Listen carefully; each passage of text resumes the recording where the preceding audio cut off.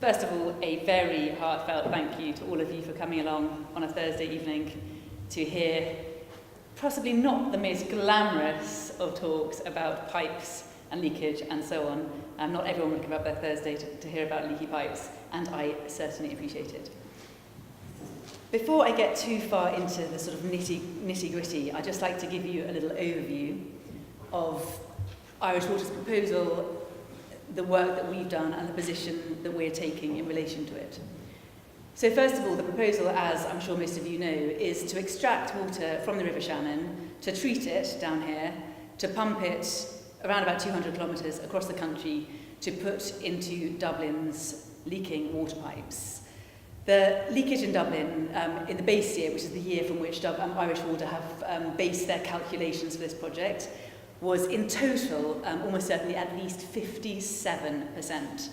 Irish Water talks about in Dublin about leakage being around about 38%. That 38% relates just to network leakage, so just to leakage on Irish Water's side of the network. It doesn't include a single drop of household leakage or of leakage from the pipes that deliver the water from sort of the edge of your garden, if you like, under your ground to bring it into your house, or leaks within your home. Once you look at the total leakage in Dublin, you're talking about almost certainly at least 57%.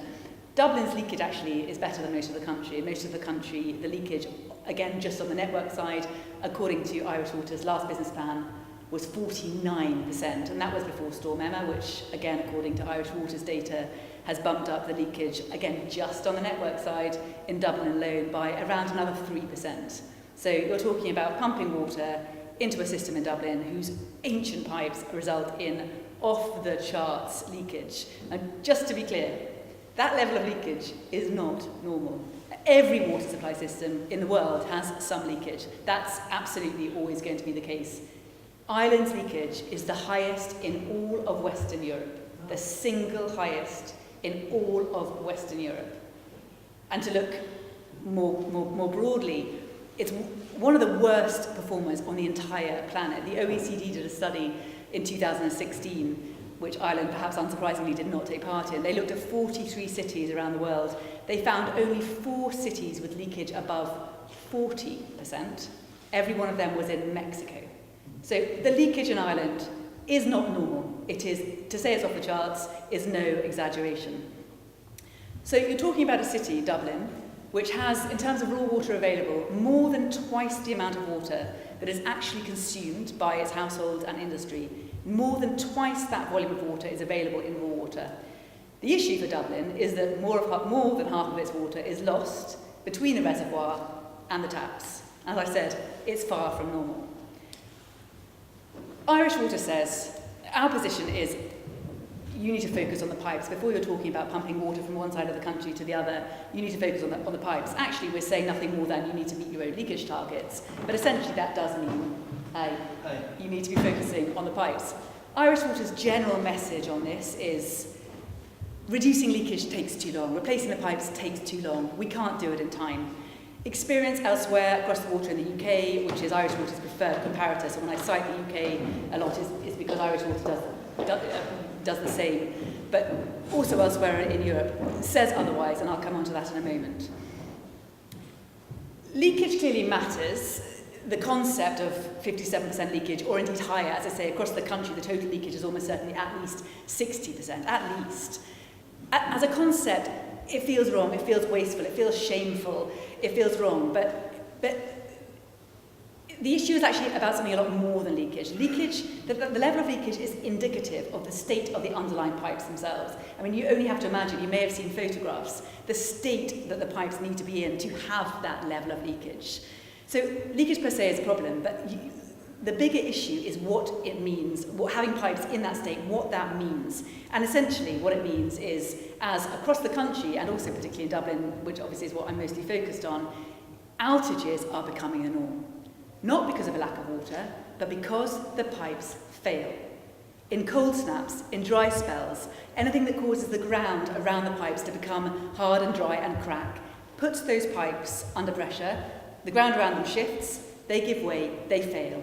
That's what's causing the water outages, which are literally becoming the norm. If you look through Irish Water's Twitter feed, I don't know if any of you are Twitterers, if you look through their Twitter feed, you'll see sort of up up to an average of once an hour, you'll see a tweet from Irish Water saying, water outage here, mains burst here. This is all due to the pipes.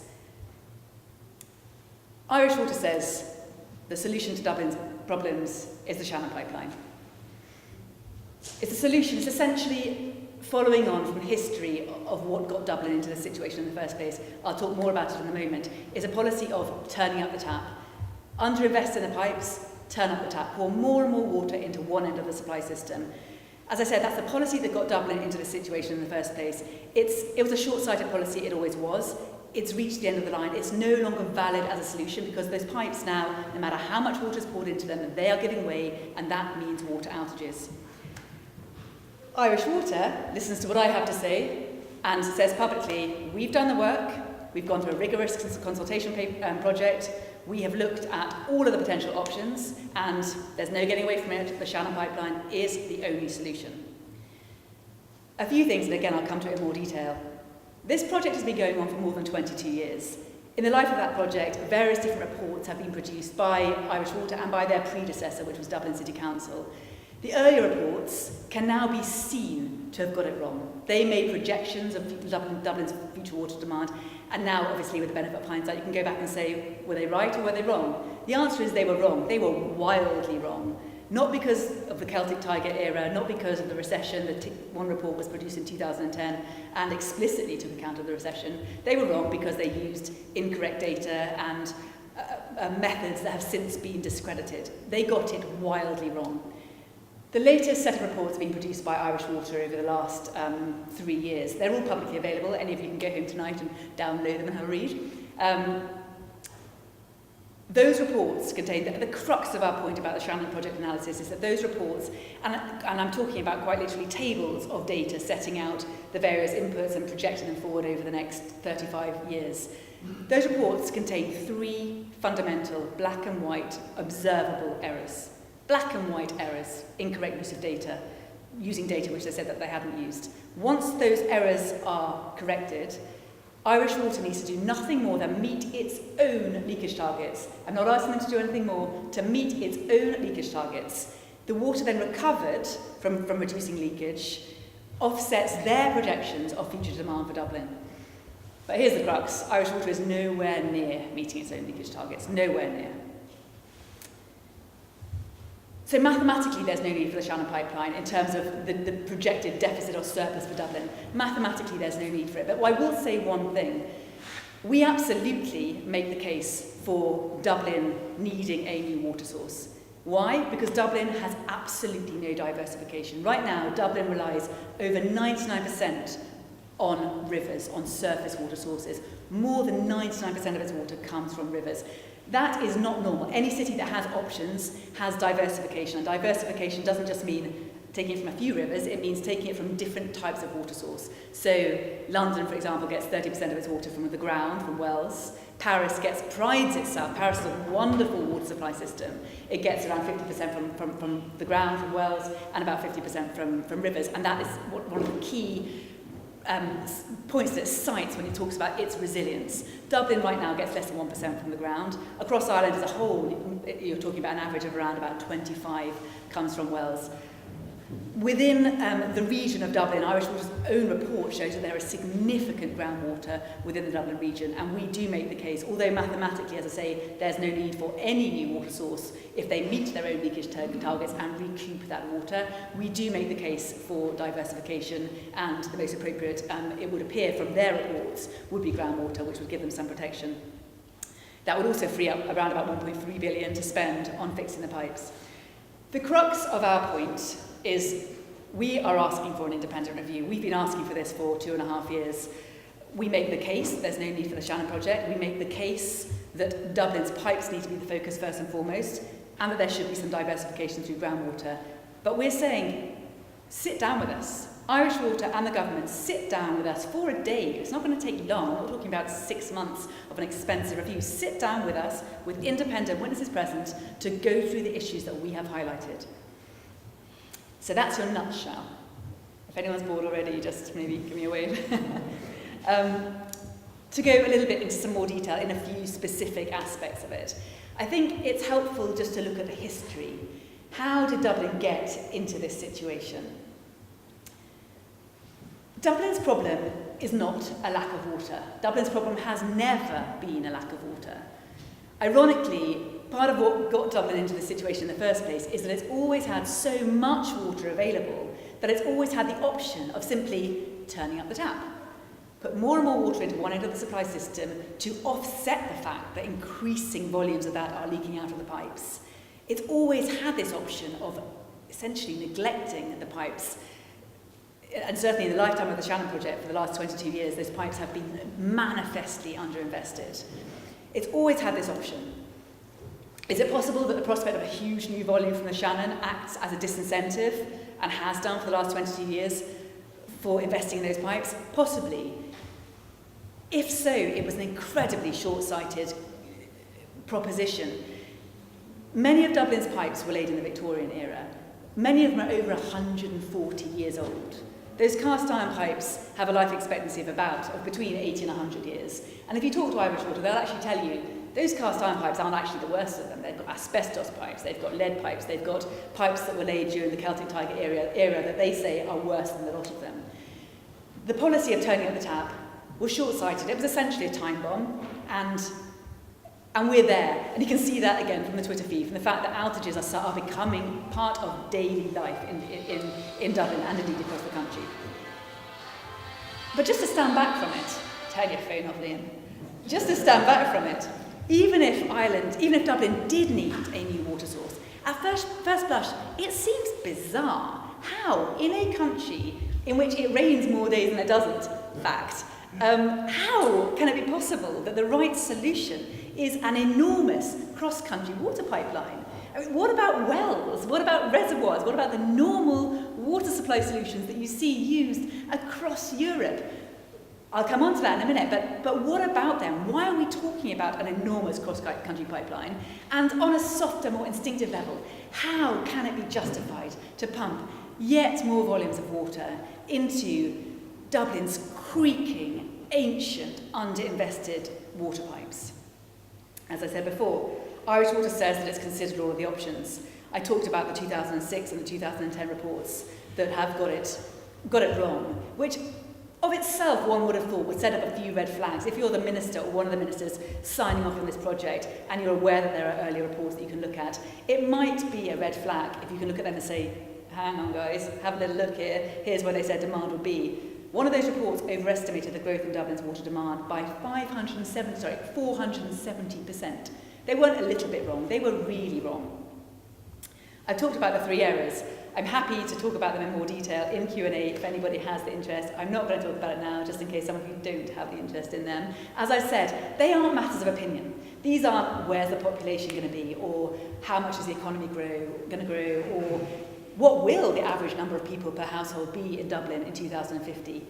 Anything that's a grey area, anything that's a matter of opinion or up for debate, we've given to Irish Water, if you like. We've taken their model of projecting Dublin's water demand forward.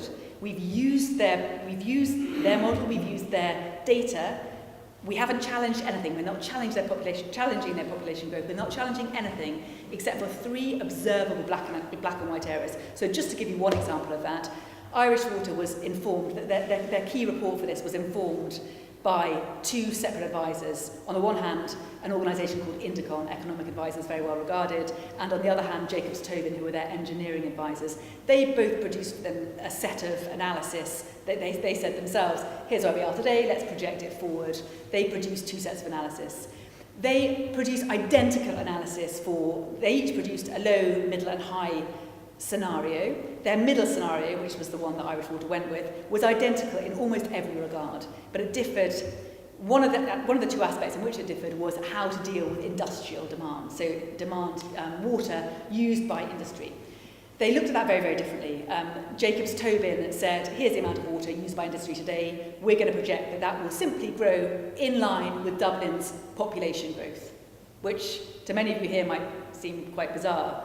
Why would Dublin's industrial demand for water grow on a one-to-one basis with its population growth, especially for a city like Dublin, which has a hugely internationally traded industrial sector? Indicon, on the other hand, took the internationally regarded approach. They looked at industry sector by sector. They said, like, let's see this sector, where's its water demand, what direction is its water demand going in, because industry, as all of us know, has been forced by environmental pressures, by regulation principally, to become more economic with its water use. So if you're producing a pint of Guinness today, you're using far less water per pint than you did 20 years ago. So industry is becoming more economic with its water use. Intercon looked sector by sector and said, we take account of this reduction of the intensity of water use, and we also say, how is that particular sector expected to grow? They did a very detailed econometric analysis and produced their own projections.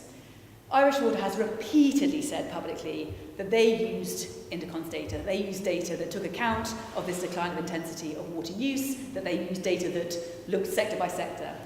Irish Water has explicitly said that it did not use this old-fashioned method of population growth, which Intercon was, and other commentators are extremely critical of. Again, Intercon was very clear that especially for a city like Dublin, that method is entirely inappropriate.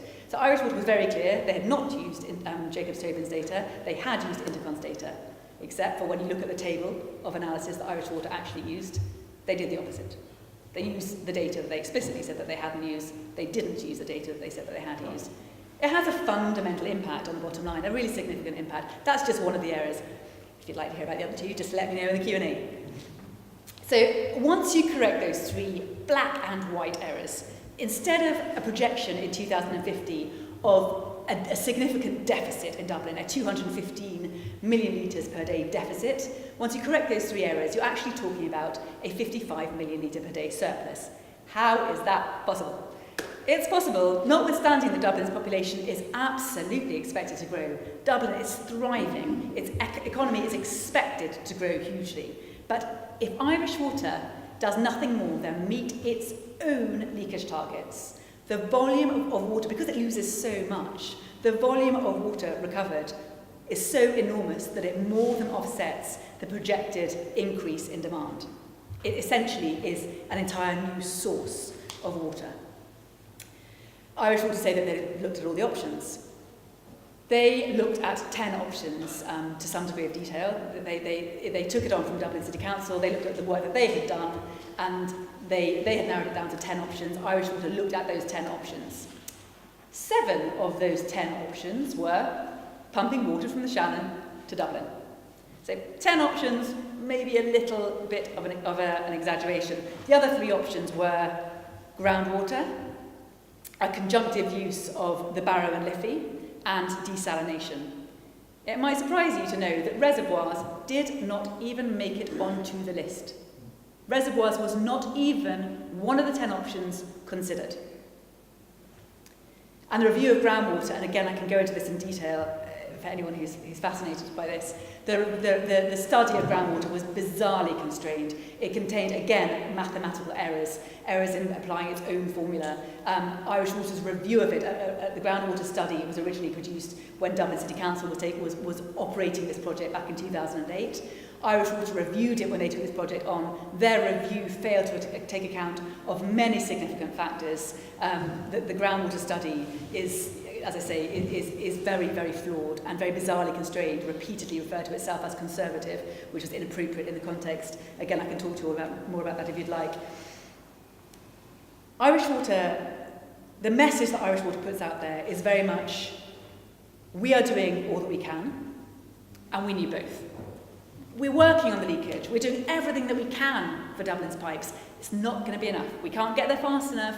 We need both. That's the mantra. If you hear Irish Water talking about this, you will hear them say, we need both. The answer is that implication, number one, the implication that they are doing everything that they can and that their plans for Dublin's pipes are ambitious is simply not true. It's simply inaccurate.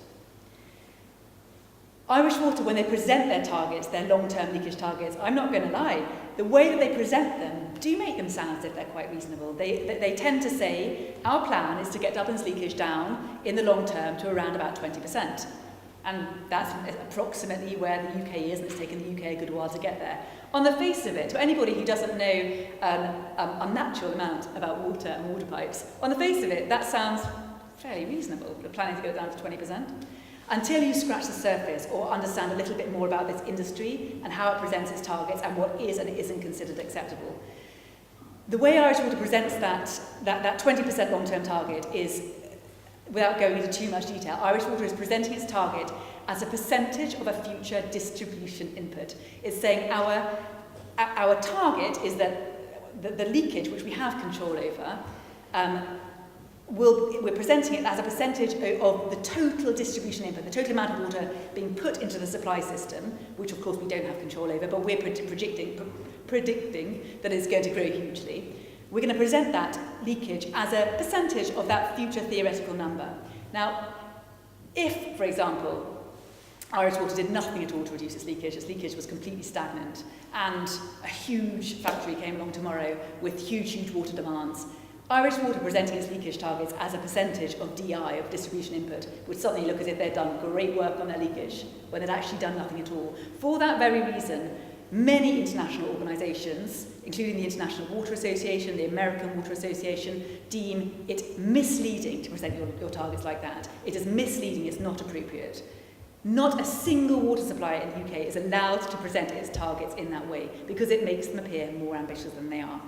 So when you look at Irish Water's plans for the pipes and their leakage targets in a way that's actually considered internationally acceptable, you get a clearer view of what they're actually planning to do. And we can look at it two ways. Number one, how many kilometres pipes are they planning to replace? And what, as an absolute volume, what's their leakage today as a number of litres, and what do they target that it will be down the line? So just to look at their targets for the number of litres they plan to be leaking, how much they plan to reduce their leakage by. Over the upcoming 5 years, from 2021, Irish Water plans to reduce Dublin's leakage by 7.7%. For almost the same window, it's actually from 2020 to 25, every single water supplier in the UK is obliged to reduce its leakage by at least 15%. This is the UK, where the problems are far, far less extreme than they are here in Ireland. Again, 7.7% 5-year target for Dublin. Recent achievements elsewhere in the UK, 64% in 8 years, 55% reduction in 10 years, 30% reduction in 6 years. It's very hard to describe 7.7% in 5 years as ambitious in that context. To look at it from the other angle, how many kilometres of pipes are they actually talking about replacing? Irish Water has talked about having a 1% mains replacement target. Just to put that into context, what that means is if they were to meet that target, that 1% per annum mains replacement target, it would take them 100 years to replace the entire water network. Bearing in mind that significant parts of it are over 140 years old already. Many, us included, would say that 1% target isn't adequate. Irish Water is nowhere near meeting that 1% target. Irish Water said in April to a joint Oireachtas committee and also on the radio that its then current mains replacement was around, in Dublin, was around 25 kilometres per year. Dublin has over 9,000 kilometres of pipes. 25 kilometres out of 9,000 is 0.3% per annum. Irish Water also indicated on the radio that it had no firm plans to increase that to a rate that would be equivalent to 1%. So no matter which way you look at it, you're talking about targets that were not ambitious in the first place and that are not being met. Irish Water, when it's talking about mains replacement, talks about disruption. It says, look, there's a limit to what we can do. Dublin's got awful traffic problems already. No one's going to debate that. There's a limit to what you can do. Number one, when you look at disruption, again, to look over the water to London, because this is Irish Water's favourite comparator, it's also one of the leakiest cities in Europe. They've recently and are still undergoing a major mains replacement programme. They make the point that replacing mains actually reduces disruption. The alternative route, which is Irish Water's base case route of going in and patching up the pipes, means that you're repeatedly going in, drilling up the same stretch of tarmac to deal with repeat bursts. London says, do it once and do it right. Replace it, then you're not going back in, drilling up that tarmac on a regular basis. Irish Water, again, in April of this year, told the Joint Oireachtas Committee that its basic policy is to patch it up. It only replaces pipes once they're bursting 3 to 4 times a month. 3 to 4 times a month. Now, the EPA has also been on the record saying the same thing as us. They've got to stop patching those pipes up and start replacing them. To put the 25 kilometres per year into some context, London recently replaced over 2,000 kilometres in 5 years. For Irish Water to be proclaiming that their targets are ambitious is difficult to accept when you're looking at this situation internationally. All we're asking, let me just remind you, is for Irish Water to meet its own leakage targets if, as they should and as would be appropriate for a city with such extreme problems, if they were to adopt properly ambitious mains replacement targets, the Shannon Pipeline would be doubly unnecessary. So the crux of that is essentially the Shannon Pipeline isn't needed. Take the Shannon Pipeline away, suddenly you have 1.3 billion available to invest where it's truly needed into Dublin's pipes. And just to give us a little bit of context, and to maybe wake everyone up a bit, the 1% target would mean that Dublin's pipes would not have been entirely replaced until 2118. A 0.3% rate means you're talking about 2318. I mean, we are all long since dead. We'll be out in the graveyard outside. Their target is woefully unambitious. Proper ones would make the Shannon project doubly unnecessary, but all we're asking is that they meet their own targets. Now, enough of the doom and gloom. There's always a silver lining. And the silver lining of having such desperate leakage levels is, as I said, there's a huge volume of water available for recovery. And remember, this is treated water. That's not raw water leaking out of those pipes into the streets, into the earth beneath Dublin streets. That's expensive treated water. The upside of reducing leakage is that it's sort of twofold. Demand, as Irish Water uses the term, includes, on the one hand, true demand, so what you and I would consider demand. It's us flushing our loos, having a shower, drinking, cooking, using the dishwasher, and it's industrial demand. So on the one hand, this total demand includes what we consider true demand, and on the other hand, in fact, the bigger half is leakage. So demand, when Irish Water suddenly says, Storm Emma, freezing pipes, demand has gone up, a huge chunk of that, most of that is leakage. As you reduce leakage, you reduce overall demand, on the one hand, and as you reduce leakage, it essentially forms a new source of water. So just to, again, give that a little bit of context, Irish Water's upcoming target for 2021 is that its network leakage, its unaccounted for water it describes it as, will be 166 million litres. In April, it conceded that network leakage is just going up, it's not coming down. Network leakage in April, they said, was 229 million litres. You're talking about a difference between its leakage today and its leakage target for in just over 2 years' time of 63 million litres. That's the equivalent of a Vartry. I don't know if you're familiar with Vartry. A Vartry water treatment plant puts into Dublin's water supply a little over that volume. So cutting leakage creates an enormous new source of water. So there's your lovely silver lining. When you've got desperate leakage, you've actually got this huge new source that, once recovered, can be used elsewhere and cuts your demand. Dublin has all the makings of a city in a hugely powerful global position. It's got mostly brand new water treatment plants. Every water treatment plant in Dublin has recently been upgraded, apart from Vartry, which is currently being upgraded. It just got that planning permission approval. It has twice as much water as is actually consumed. It has reservoirs that are very, very large by international standards. Its only Achilles heel is its water pipes. Once they are addressed, I mean, the expression, we've all heard it, water is the new oil. Believe that or don't believe it, water is an increasingly precious and highly valued commodity, and it will be for generations to come. Once that Achilles heel is addressed, Dublin has all the makings of a city in an incredibly powerful position for attracting investment for generations to come. The other slightly, perhaps unpleasant is not the right word, the other aspect to leakage and to the fact that your water pipes, which are full of holes and cracks, are down in the ground, surrounded by water, because of course they're leaking water out. They're lying they're in waterlogged ground, and not too far away from them are the sewage pipes, which are also leaking very badly. So you've got lots of lovely water under the streets where sewage and water is mingling. And there's a situation which some of you may have come across, which is something called water ingress. When you have pipes that are full of cracks and waterlogged, contaminated ground around them, and contaminated groundwater is Irish Water's words, not my words. In low pressure situations, as all of us know happen across the country and also in Dublin, in low pressure situations there's a danger of that contaminated groundwater leaking back into the pipes, carrying that treated water to Dubliners' taps.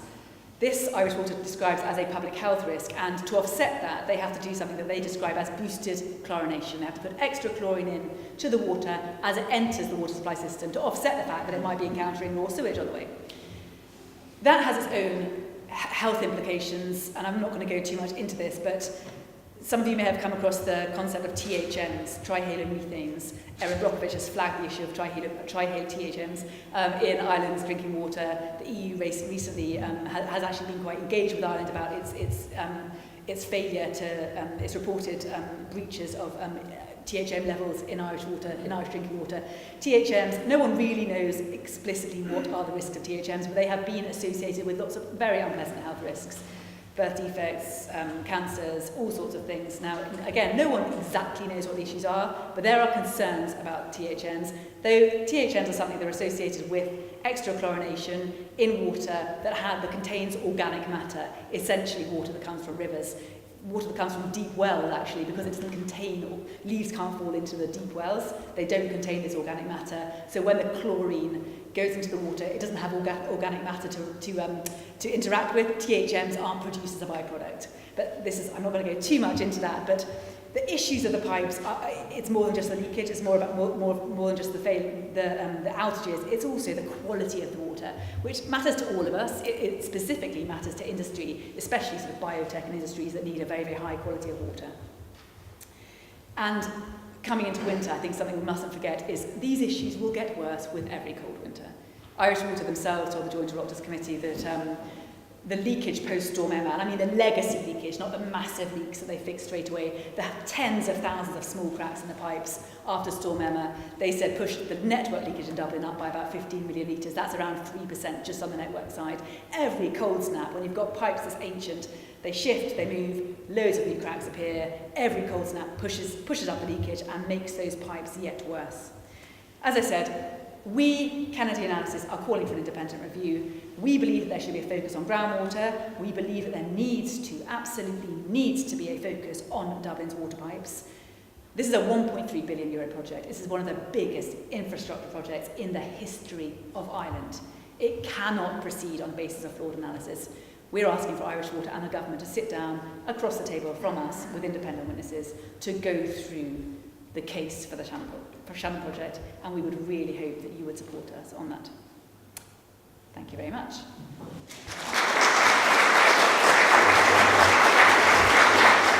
There's not much discussion after that, as a scientist myself, and I see a lot of scientists, engineers, in the audience. That data analysis is very compelling. So maybe just before we get into the detail, how did you get into that? Because I think it's important that we establish your credentials to make these, how did you get into this sort of deep data analysis that's led you to make these things where others have missed it? Yeah, I mean, in terms of credentials, I'm not going to lie. Anybody who can read could come up with everything that I've said today. Not everyone has the interest in reading thousands of pages of reports. Unfortunately, that's slightly my geeky nature. But anybody that can read can go out and read. These are all publicly available. Anyone can go read these reports and see that a summary report doesn't accurately reflect the underlying report itself. But in terms of what my background is, I was originally a lawyer. I went to Clifford Chance in London doing M&A, and then I left there and went to work for UBS, which is a global bank. Also, I was based in London. I was on the trading floor doing deep level analysis of situations. So essentially having to understand very quickly on a very, very deep level companies and situations. So from that came my personal ability to read reams and reams and reams of documents, and probably most relevantly in terms of what first got me so deeply involved in this project, the ability to read several reports and also to read the summaries and so on, and have a sort of slightly strange ability to say, well, hang on, they're saying this here, but they said something entirely different over there. So let me just stack those two things up together and work out where the gap is. So my strange skill in doing that, I don't know quite where I came from, but from somewhere in my background. I think we're all blessed that you did that. So in recent times, like March, April this year, you were before the Joint Oireachtas Committee, you were on prime time, you were highlighting these issues. Was there any outcomes from that joint committee on planning and housing planning and local government? I think in general at that meeting, most of the TDs and senators were at that meeting. At the meeting itself, for me personally, I felt that during the course of the meeting, I think people who perhaps came in feeling cynical, having heard me speak and having asked me questions, having answered the questions, I got the impression that perhaps I was wrong. I got the impression that people were much, much more sympathetic to my case afterwards. I mean, I think to a degree there was a sense of, I first heard about this project, as you heard earlier, because the pipeline crosses my husband's family farm. I think there was initially a sense of, who is this woman? She's just here because she doesn't want the pipeline to happen. It is NIMBYism. She's got vested interests. I think by the end it was clear to everyone that I think, that this isn't about that, and that the points I'm making are absolutely backed up in fact. My potential conflict, if you might call it that, has no bearing on the quality of the work that we've produced. Since then, a couple of the sort of Sinn Féin had actually issued an official statement saying that they support our call for an independent review. The Green Party is taking a position soon, and I'm meeting and I'm in sort of dialogue with various other ministers. Well, I'm meeting one shadow minister tomorrow, but I'm in dialogue with these political parties because I think there's an increasing awareness amongst them that this may very well become an election issue. I think there's an awareness that people do care about this, that the figures, the leakage, the offensiveness of the wastage, it resonates with people on quite a basic level. I've definitely seen personally, just again through Twitter, which I'm new to and completely intimidated by, but it's an incredible insight, and it's also, I have no doubt, an echo chamber, but there's a growing awareness, and there's people do really seem to care about this, and I think politicians, I'm getting the impression from people I'm talking to, the politicians are increasingly aware that they need to be taking a position on this. And I suppose, when you were for that joint committee, you said, provocatively probably, that, there were misleading statements in Irish Water's presentation. How did Irish Water respond to the fact that you said that they had presented misleading conclusions? I have said that, and I've also said that they have made false statements, and I want to be very clear about when I say that they've made false statements, I'm not implying that they are lying, and that would require me to have some sort of insight into their minds. I'm saying that they've made statements that are observably inaccurate. And that's not something that we say lightly. I'm very conscious of the potential implications of saying something like that about a huge organisation if it's incorrect. I mean, not a single statement that do we make without checking it, and checking it again. I'm sure I'm very conscious of my vulnerability and the others working alongside me when you're taking along on an organisation of this size. We've been talking about inaccurate, misleading statements from way back when. Irish Water has actually on the record said to say that we've made false statements is not true. I mean, that is absolutely not the case. I mean, as I said to you earlier, I gave you one example earlier. We said we used this data, we said we didn't use this data. Anybody that wants to go and look at the report can see it's the other way around. I mean, these are observable facts. So, yes, Irish Water flat out denies it, and there's not much more I can do than to say they're wrong and we're right. They're wrong and we're right.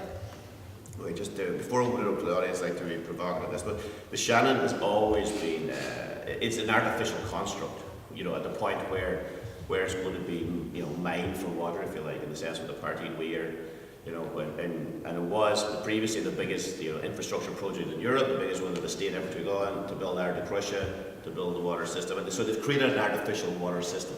So you could say that this is yet just another way that the Shannon will be used by the state in order to drive economic policies, and if you think of what happened here with the Shannon project and how that transformed, led to electrification and how that transformed Ireland, you could say that this is a major infrastructural project that will have benefits along the way. It could solve some of the flooding issues that exist along that Shannon at winter time, pull off excess water, maybe into reservoir if they, what would you say to something like that? Just address I think there's sort of 3 points there. First of all, the notion that we do anything to reduce flooding, even Irish Water concedes that that's absolutely not the case, principally because at the point when there's flooding, the percentage of water that they will be extracting at that point when the river is so high, in percentage terms, even Irish Water doesn't even try and run that one. It would make no difference to flooding. The other point I wanted to address, so your point is it's artificial anyway, so why should we do it? It's a €1.3 billion project. It's going to cost €1,000 for every family in Ireland. You can't spend 1.3 billion on a project if it is not needed. 1.3 billion on a project that's not needed means 1.3 billion is not available for a project that is needed, number one. And number two, back to what I said before, it's not going to fix Dublin's problems. You can turn up that tap as much as you want. Dublin's problems at this point are way bigger than that. Dublin's problems are that its pipes are on their knees. Until they are replaced at an appropriate rate, there will be outages in Dublin, and Dubliners will face increasing misery with every cold winter. And sorry, the third one was you made the point about this concept of the benefit corridor, which Irish Water uses a lot to try to sort of justify this project, especially down, of course, in this part of the world. This notion that communities along the length and breadth of this pipeline are going to benefit. Again, I could bore you to tears about the benefit corridor, which was introduced by Irish Water in one format in their first report, has been changed entirely in its second report. The analysis that was done for it, to describe it as wanting, doesn't cover it. But the notion that the benefit corridor can be used as a justification for this project, particularly on the basis of the analysis that's been provided, is absolutely inappropriate. And just remember, there's not a single region in Ireland that has inadequate water. There are very many regions in Ireland that have desperate water supply situations. Many water treatment plants in Ireland are woefully inadequate and have inadequate screenings and so on. The EPA produces a remedial action list every quarter of water supply systems across the country that, with boil and water notices, with lead exposure, with too much of various different contaminants. Interestingly, at the time this project was taken on by Irish Water, of every water treatment plant identified on the EPA's latest quarterly report, not a single one of them was going to be addressed, was going to benefit at all from this scheme. If 1.3 billion needs to be spent, there's a lot of places it should be spent on water.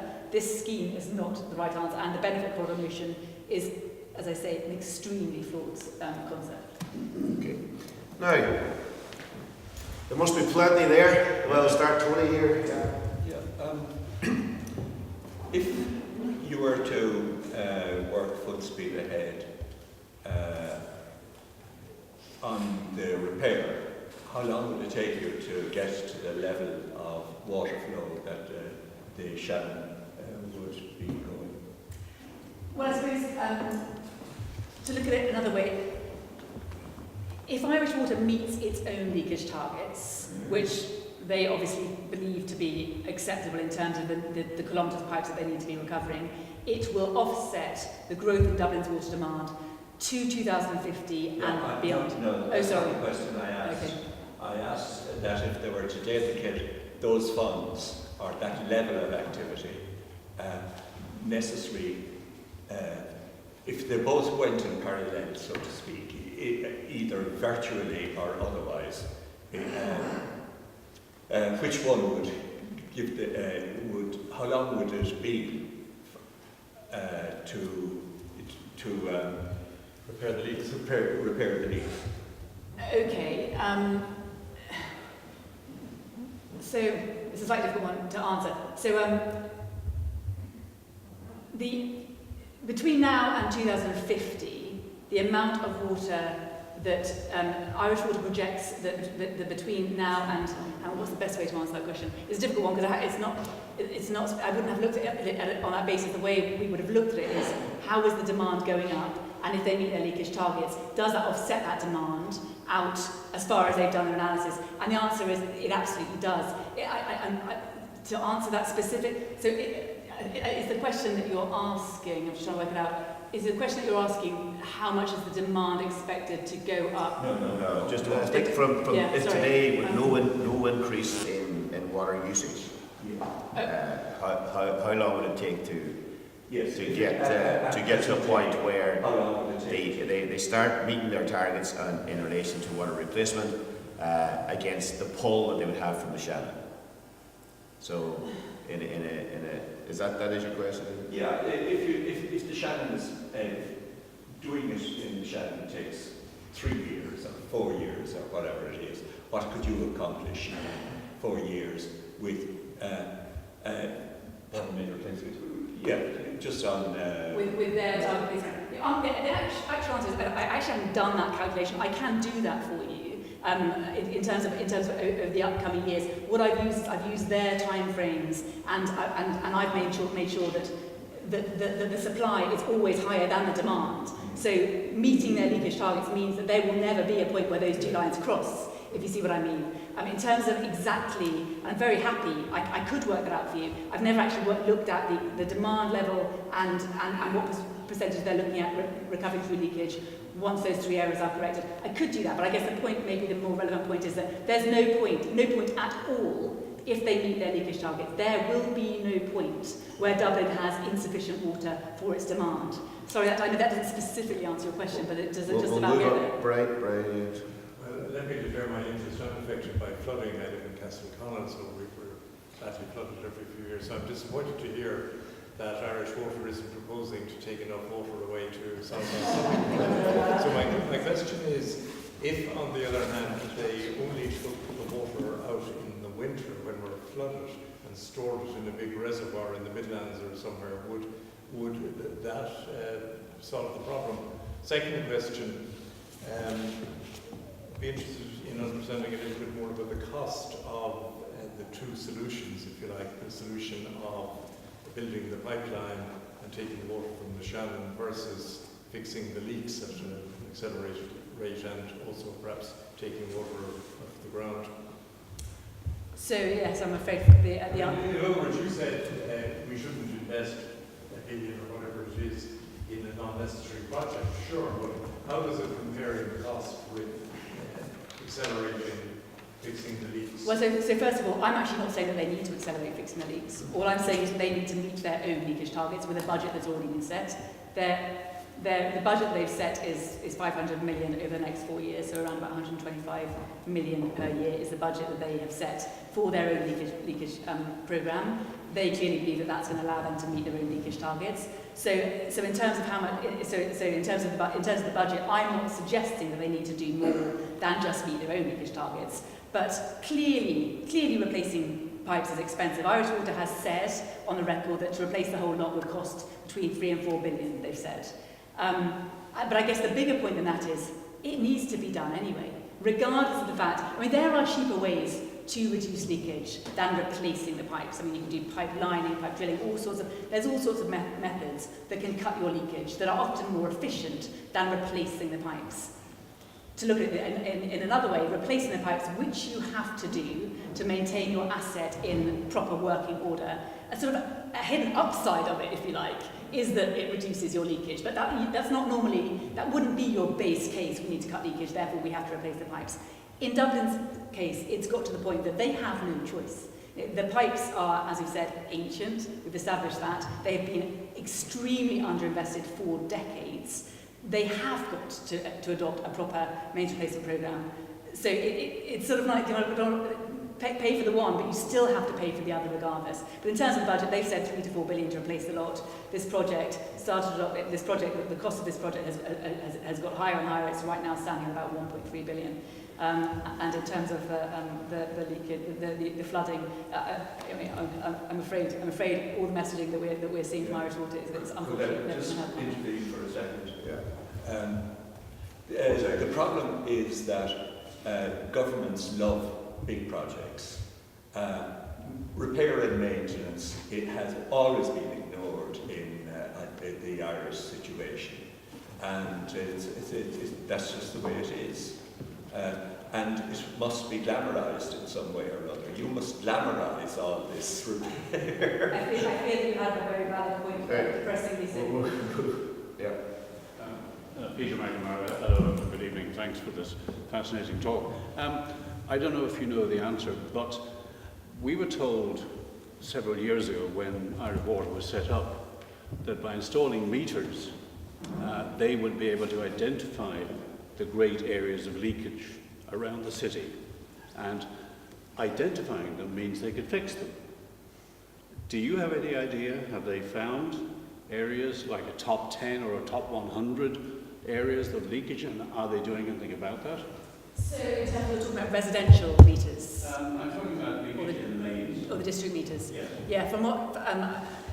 so the district meter areas, of which Dublin has, I think, 749 or 750. From what I understand, I'm not going to lie, I don't know a huge amount about those district meters. I do know that a lot of them, from what I've read, a lot of them are still not inoperable, are not fully operational. And again, I'm speaking for Irish Water here, and I don't want to. I understand that is still their plan to one of their first plans in terms of is to divide Dublin into fully functioning DMAs or DMZs, as they're called in London, to enable them to do that. In terms of meters within the homes and the First Fix Free scheme, which is a system that uses domestic water meters to identify homes with large leaks. These meters essentially have something built in called a constant flow alarm, which identifies when there's a constant flow of water going through that meter over 24 hours. It triggers an alarm. Irish Water actually know the address at which that's happening, and they're able to write to the householder and say, there's a major leak on your property, we'd like to come and fix it, and if it satisfies our criteria, we might fix it for you for free. We'd like to investigate and we might fix it for free. That scheme has actually been incredibly successful. Far more, it's actually been successful and unsuccessful. Customer interaction with the scheme has been much, much lower than Irish Water expected, much, much lower. Irish Water themselves have actually repaired far, far fewer leaks than they anticipated having done. Of the hundreds of thousands, maybe 150 or 1,000, of all of the enormous leaks that it's identified so far, Irish Water themselves have actually only repaired 8% of the leaks. Customers themselves have had the most astonishing response to that scheme. They've repaired 36%. So Irish Water's repaired 8%, customers have repaired 36%. And so they've received a letter saying there's a leak in your property. It might be within your home, it might be within your supply pipe. And in some of those cases, the leak didn't qualify for a free fix. But I have to say I'm slightly uncomfortable with the implication that customers are so wasteful with water. That scheme itself shows that once a customer knows that there's a leak, and it might very well be under your garden, I mean, how could you possibly know? It might have absolutely no visible evidence. Customers have been astonishing. I use the term customers, that's not my word, that's Irish Water's word, that's from all their reports. Householders, if you prefer a different word, have been astonishing in their response in terms of repairing those leaks. So from that point of view, that scheme and those meters has been very effective in recovering water on the household side of the network. Questions? Yeah. Hi, Kevin Ashman. Just to come back on this gentleman's point and to clarify numbers and that. You said 4 billion to fix the network. Is that Dublin's network or national? Dublin. And that's not mine, that's Irish Water's number, just in case it's wrong. Okay. And the quantity of water leaked at the moment out of the Dublin network? Sorry, the quantity of water that's leaked out of the Dublin network?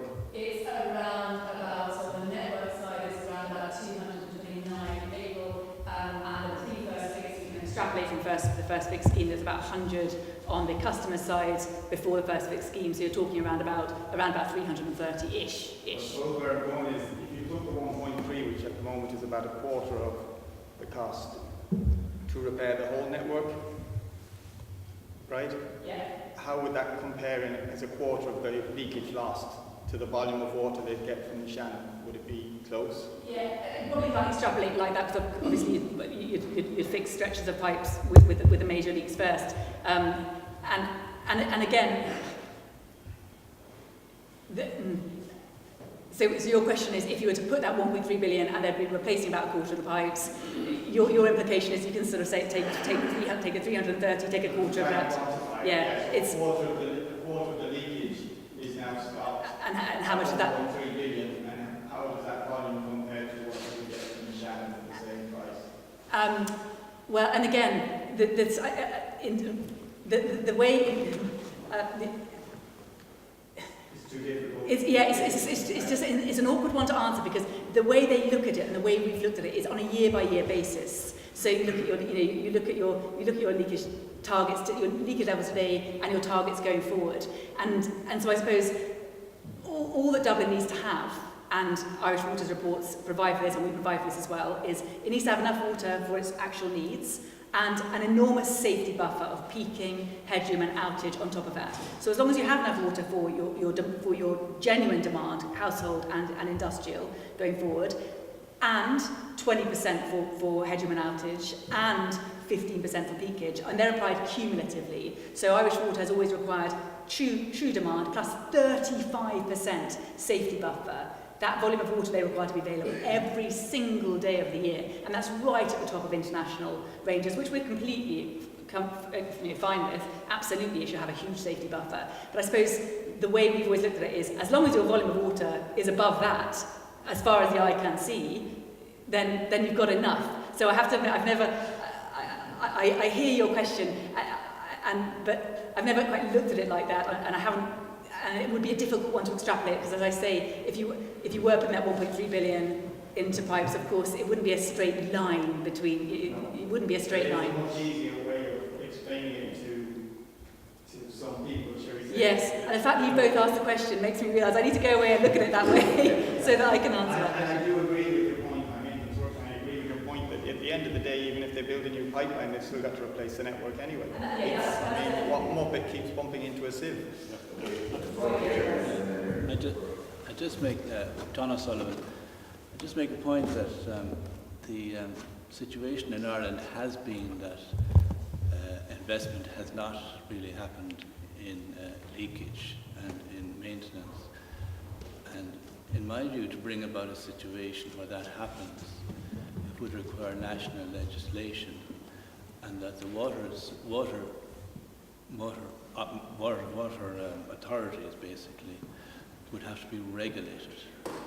And in order for that to happen, they would have to be set targets, and it would not apply to just one specific scheme like Dublin, because the situation with leakage in the water scheme in Dublin applies to all schemes in Ireland. So if you look at the UK, the system was privatised and it was regulated many years ago.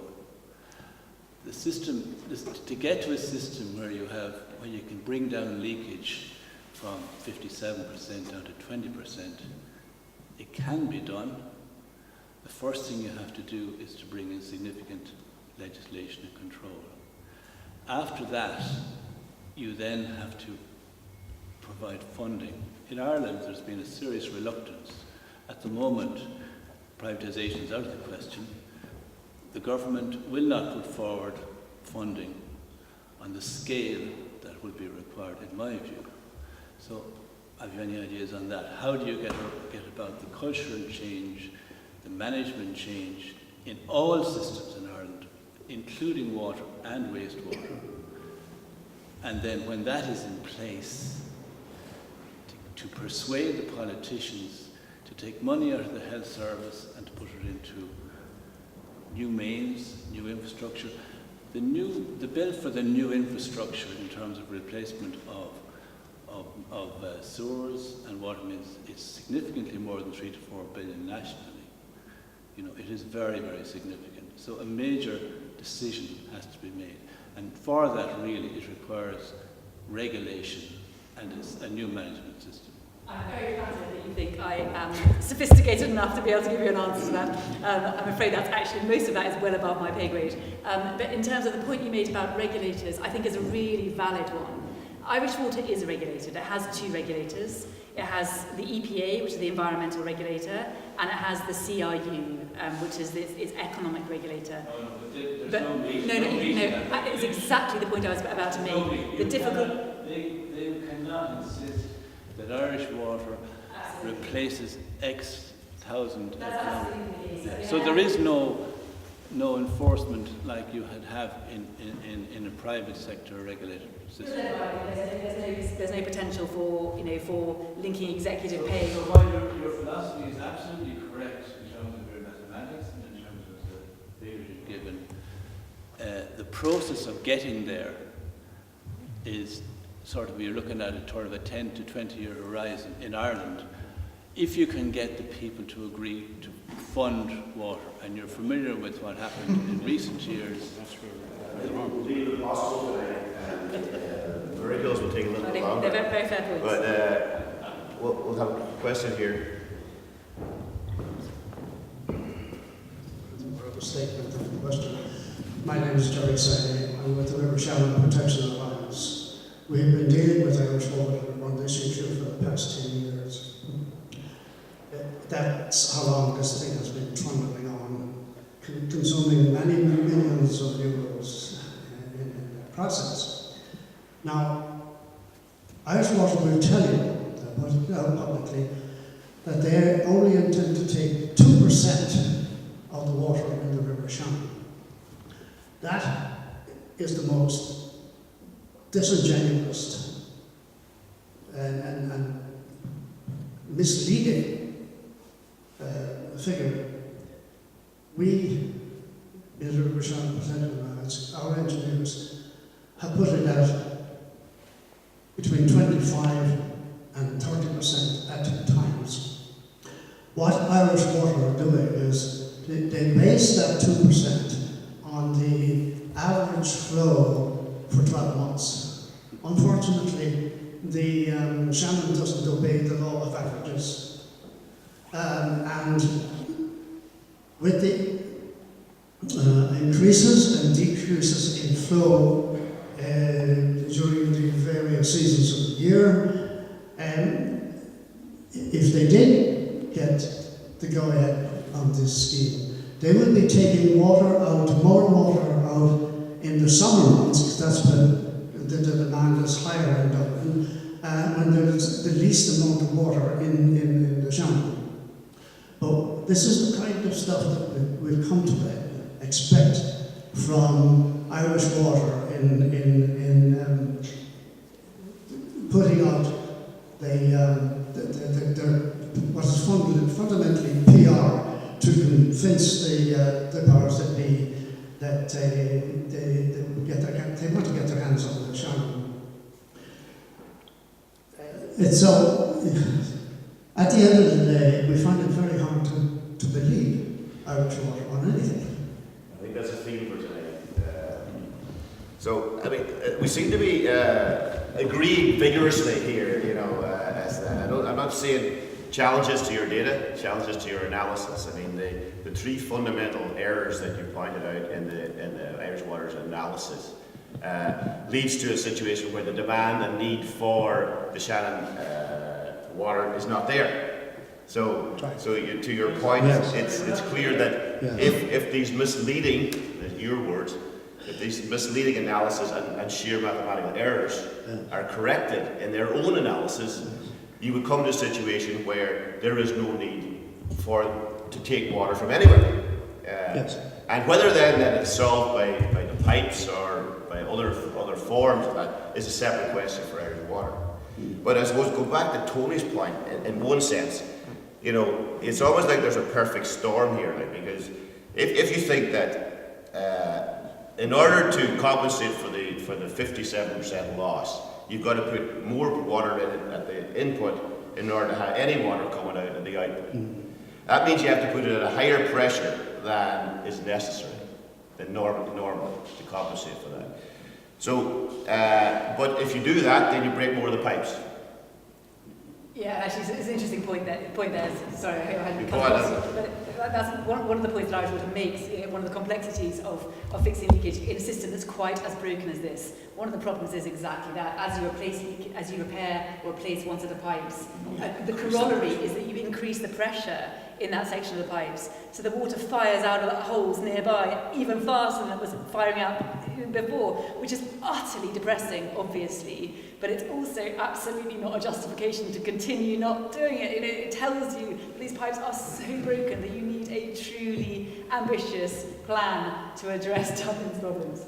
But it seems to me that it's the wrong question, not the wrong question here tonight, but the issue is not why would you take water from the Shannon, but why would you not be replacing the pipes in Dublin? Which needs to happen anyway. So it's more, why would you pay twice? Who benefits by not replacing fixing the leak? Somebody must benefit, or they're not all stupid. Somebody gains from this. So where is the gain? And again, that's a question that I'm not going to even try to answer in case I say something that is inappropriate. I don't know. And somebody said here today that fixing pipes isn't sexy. Maybe it's that.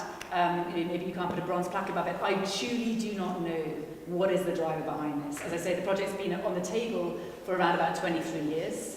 At that point, I think maybe there was still this historic approach of we've got so much water that we can manage it, let's keep on turning up the tap. But we have reached the end of the line. Once you get to a point where you've got an hourly outage, once your pipes are at that extent, that policy just doesn't stack up anymore. So who gains?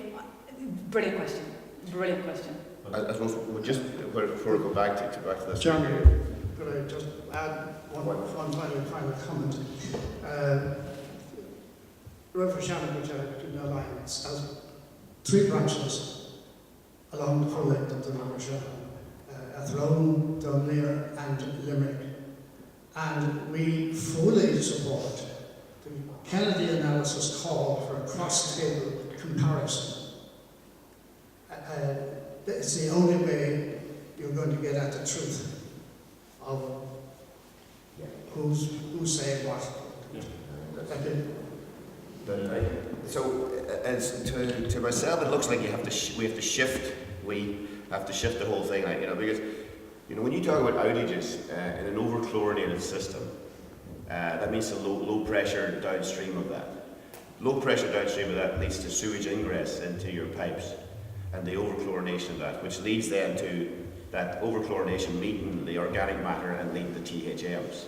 So if the Irish Water are aware that THMs can be formed in low pressure situations due to their actions of over-chlorination, and they're ignoring of the broken pipes, then that's a scandal that's brewing somewhere down the line. Yeah, and Irish Water's point on that, and it's not entirely invalid, is that no one really knows what THMs do and don't do. I mean, there are lots of scientific studies that raise a lot of questions. I think we can say they don't do any good. I think that's probably a safe thing to say, but Irish Water very much leave the message, no one can prove that they cause too much harm. But I think your point is also a valid one. Yeah, over here. Yeah. Just a question. You mentioned earlier on that Sinn Féin were supporting your activity. Is that politically a good move insofar as they objected strongly to water charges? I wouldn't say that they're supporting my activities. I mean, I'm completely apolitical, but they have issued an official statement saying that they support the call for an independent review. Okay, yeah, I would, if I saw that Sinn Féin were supporting, I would immediately back off. And that's we're not discussing politics here tonight, apart from the fact that it is political. That's nonsense. It's political in the sense of ensuring that the legislation is fit enough for purpose to allow things to act on our semi-state agencies.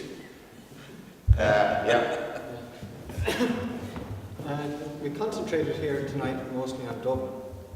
Now, so we'll just stick to that. Now, the 3.5 cubic metres per second that they intend taking out of the Shannon. A third of that goes to the Midlands, that's what it's intended for. And 2/3 goes to Dublin. Now, of the 2/3, 1/3 will be for the 35% that you're talking about, which is the headage, outage, and peak weekly. Now, that's kind of a thing that isn't entirely only.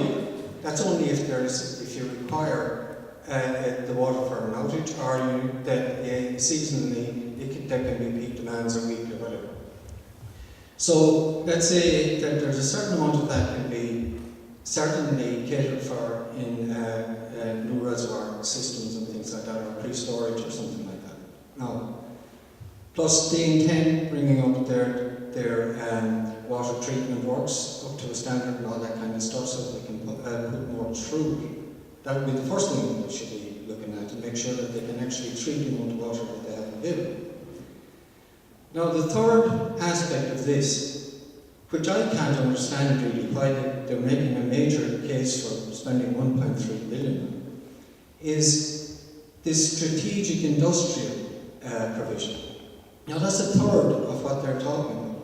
Now, this is nothing to do with ordinary industrial provision, which MLU elaborated on there earlier. Normal commercial development? No. It has nothing to do with that. This has to do with the possibility, not even probability, possibility, that you will get the equivalent of 10 Ahanish luminaries in Dublin between now and 2050. I mean, this is ludicrous stuff. So, like, I mean, if the provisions that they're making are actually based on something that, you know, you say, okay, well, right, fine, great if it happens. But even those type of industries, they can be told you have to provide 2 days supply, you've got to build your own reservoirs, you've got to do this and that. So, like, I mean, it's a little bit fantastical in some respects, you know. So, I'm just wondering, like, whether in fact that if there is, it's not just about leakage. It's about a whole plethora of things. It's about, let's say, the environment of the Shannon. You could do it in 100 days of drought, or down 2 feet, whatever it is. There's a question of whether, in fact, that the Midlands needs this water at all, or could we find it elsewhere. There's a question of all the different lakes around Dublin. They're right next to Parteen. There's 2 big lakes, equally as big within 4 kilometres. If the 2 of them were combined, they're as big as Parteen itself. And it's only a question of putting the pipe over here. So all these kind of things, like, I mean, every one of them, one by one, they're all knocked on the head by Irish water. Somebody has to actually, at some stage, start saying, hold on, we need to start rationalising this thing a little bit better. But I'd like them to comment on some of that stuff. Well, I think that's what Emma has started, and hopefully it will continue. Is there anybody else? Yeah. Infrastructure-wise, where does the figure of 1.3 billion come from? Is it a figure that is in all the other reports that preceded the latest Irish Water report? Is it just, does it include CPOing of land and the construction? Or is it just a ballpark figure or a conveniently low-sounding number? Yeah, it's a good question about whether it includes all the CPOing and stuff. And the answer to that is I don't actually know specifically whether it does. I mean, Irish Water haven't broken that down in huge detail. What they've, essentially that figure, the 1.3 comes from, they've broken it down as CapEx, OpEx over a 25-year basis coming to your TOTEX, which, as I say, originally, I think their original figure was 800 and something, then it went up to 1.2, then it went up to 1.3. They haven't broken down, they haven't given publicly, certainly not in the report, a significant amount of detail. It was essentially just CapEx, 25-year OpEx coming to that as a TOTEX. So, I mean, it's a reasonable question and one that should be put to Irish Water, but it's not something that they've given that level of detail. We had a chance to peruse through the reports. My background is in archaeology, so I go straight to archaeology and heritage. Okay. It's always under the EPA. And they just say, yeah, we're going to do what each county council says is to do with SMRs and national monuments. No word about excavation. It would be the largest state-sponsored excavation in the state.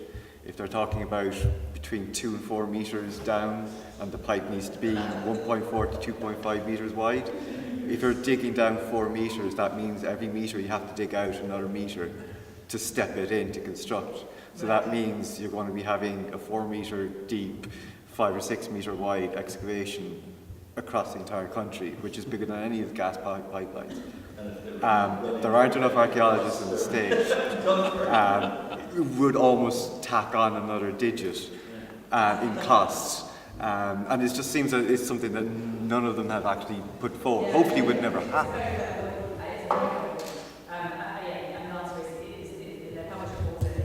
Like that degree of breakdown of where those figures come from is a very valid point.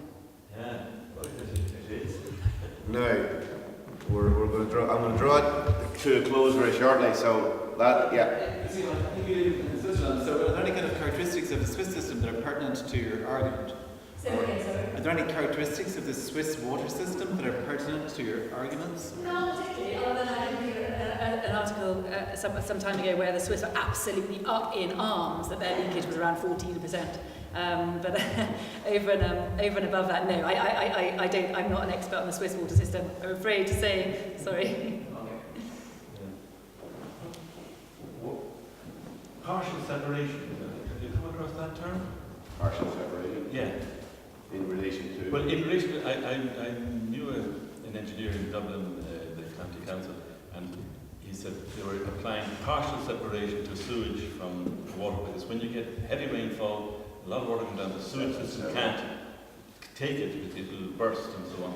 So they make the sewer pipes intentionally narrower so that the rainwater can't get into them, and then they allow some little bit of flooding, local flooding, and this is called partial separation, and that's how they're managing. But this is becoming more and more critical as there's no little spaces to allow, flooding for an afternoon or something, More chlorination. More chlorination. Yeah. I'm going to draw this to a close, but I think before we thank Emma, I think it shows a few things, that when data is presented, the source of that data needs to be scrutinised.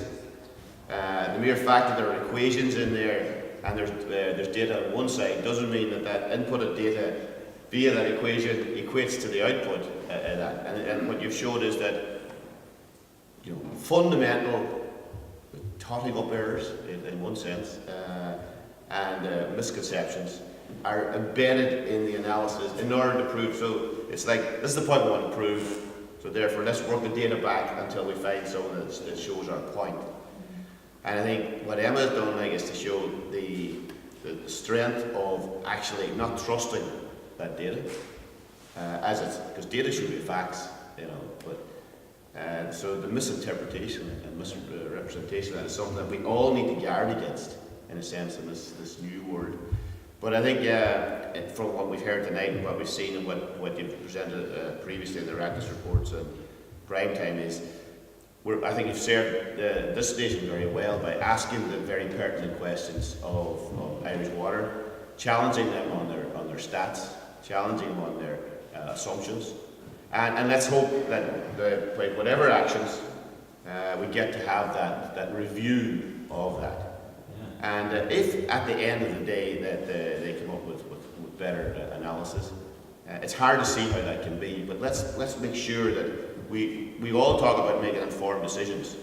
Well, if you can't make an informed decision on bad data and bad misinterpretation. So let's take that away and guard against. But I think what Emma's presented tonight is incredible.